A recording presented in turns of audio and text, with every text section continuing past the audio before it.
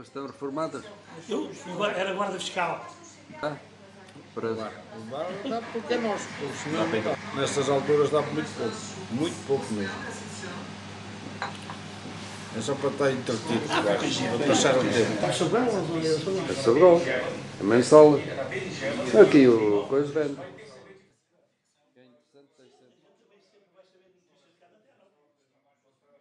Eu até lá e pôr uma coisinha no jornal. Combinei com o Rui.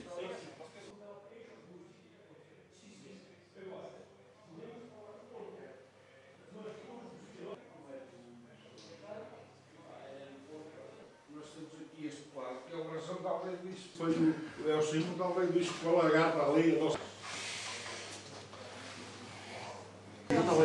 Mas é meio-dia.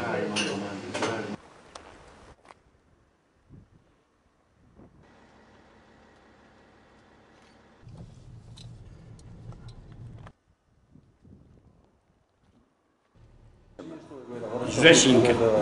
Da cruzadista, sim, fazer um baile. O café não está quezinho. Vi o café, agora vim tomar. O dia já está ganho. Não, Manuel, mel faísca.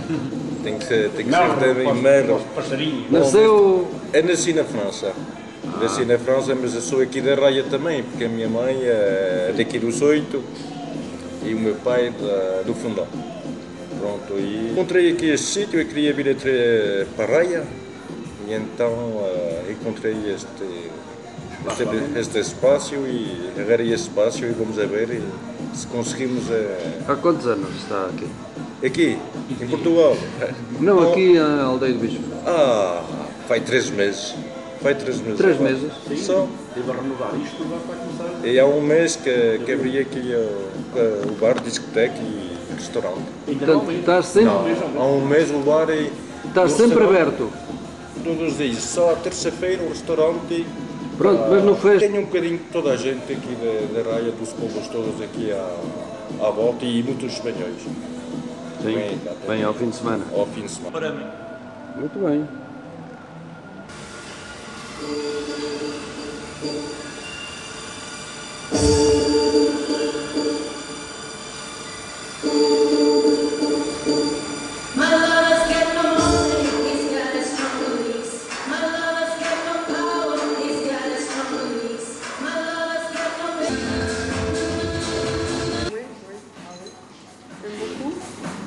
J'espère que les gens vont m'aimer moi, parce que là c'est autre chose. Hein.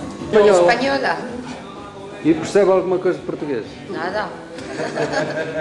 Cero. Impossível, espanhol. Hombre, yo entiendo un poco, está dicho imposible. E não entende português? Português, nada. No. Poquito. Poquito, pero poco.